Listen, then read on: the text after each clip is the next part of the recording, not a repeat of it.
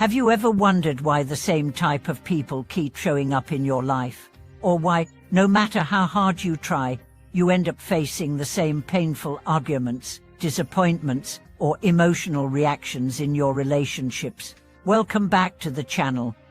Today we are diving into something that might just change the way you understand every relationship you've ever had: karma.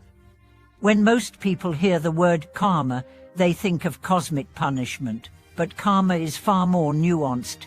It's not about judgment, it's about energy. It's the law of cause and effect. Every thought, intention, and action creates ripples that come back to us. This includes the energy we bring into our relationships. In this video, we are going to uncover how karmic patterns manifest in our romantic, platonic, and familial relationships. We'll explore the hidden cycles that keep us stuck, the lessons buried inside our emotional wounds, and most importantly, how to break free. The goal isn't to blame others or even ourselves, but to reclaim our power, heal deeply, and create relationships that reflect who we truly are and who we are becoming. Let's start with a story. Julia had been in 3 serious relationships, and all of them followed the same pattern. In the beginning, things were perfect. Her partners were attentive, romantic, and seemed emotionally available. But within months, a shift occurred. Communication broke down, emotional distance grew.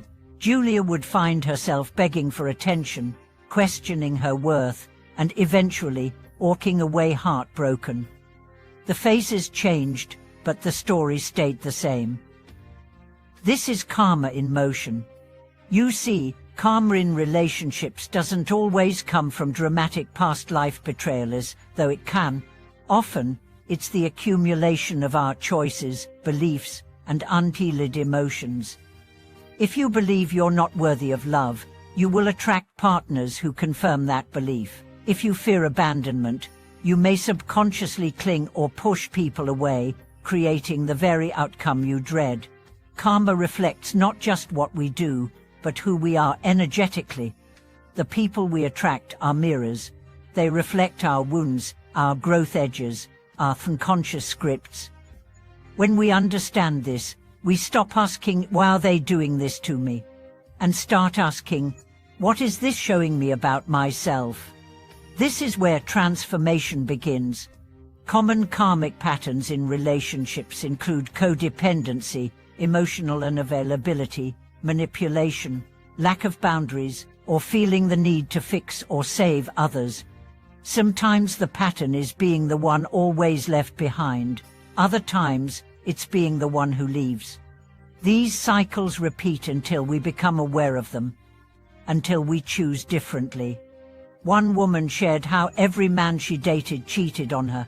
She believed men were untrustworthy, and that belief shaped her energy. She didn't realize that in her fear of betrayal, she was actually choosing partners who confirmed her fear.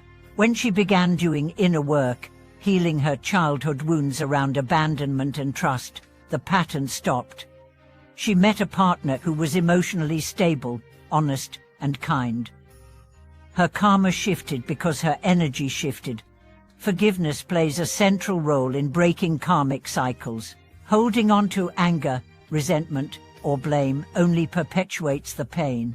That doesn't mean pretending nothing happened. It means recognizing that healing matters more than being right. Forgiveness is not about the other person, it's about your freedom. When you forgive, you reclaim your power. You say, "This pain will not define me." You clear space in your heart for new experiences, and this includes self-forgiveness. Maybe you stayed too long. Maybe you settled. Maybe you hurt someone. Own it, learn from it, and let it go. Guilt serves no purpose once the lesson is learned. Self-compassion is just as essential. You are human. You came here to learn, to evolve, to love imperfectly. The more you can hold yourself in tenderness, the more you will attract relationships that mirror that same softness. People often think they have to become perfect to deserve love, but real love begins when we stop demanding perfection from ourselves and others. So how do we break the cycle? It starts with awareness. Journal your past relationships. Look for themes. Were there repeated arguments, emotional patterns, power dynamics? Trace them back. What part of you attracted or tolerated that behavior? What did you learn? What needs still feel unmet? Then, practice conscious interruption. That means the next time you feel yourself slipping into an old reaction, shutting down, blaming, people-pleasing, pause, breathe. Choose a different response. Speak your truth. Set a boundary. Ask for what you need. Every new choice weakens the old karmic grip.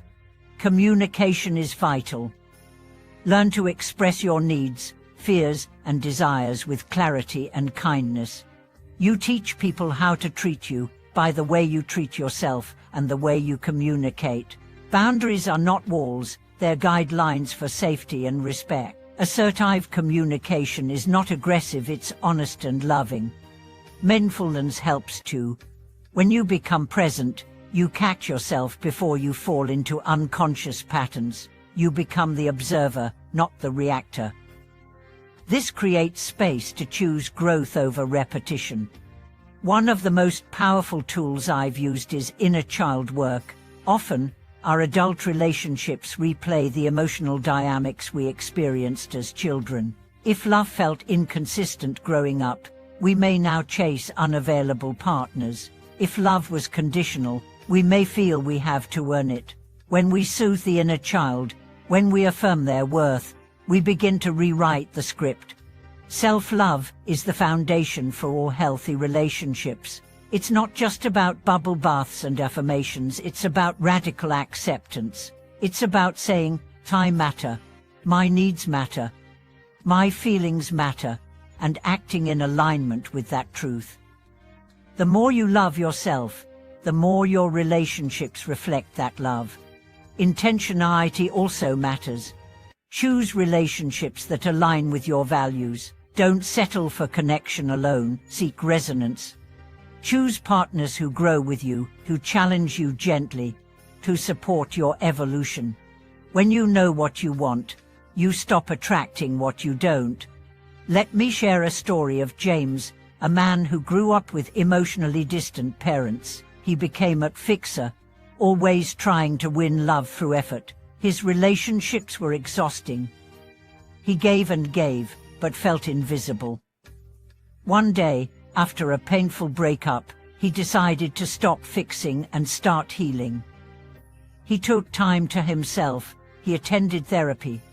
He learned to validate his own feelings. A year later, he met someone who met him with equal energy.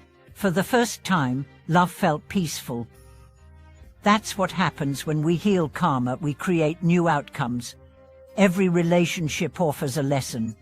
Some teach us what love is, some teach us what it isn't. Some wake us up, some break us open. And all of them, whether for a reason, a season, or a lifetime, are part of our soul's curriculum. Thank you for watching this video. If this message spoke to you, share your story in the comments. What patterns have you seen in your relationships? How have you started to shift them? Don't forget to like this video, subscribe to the channel, and turn on notifications so you can continue growing with us. Remember, karma isn't fate, it's feedback. And when you listen, when you choose healing, when you love consciously, you don't just change your relationships, you change your life. See you in the next video.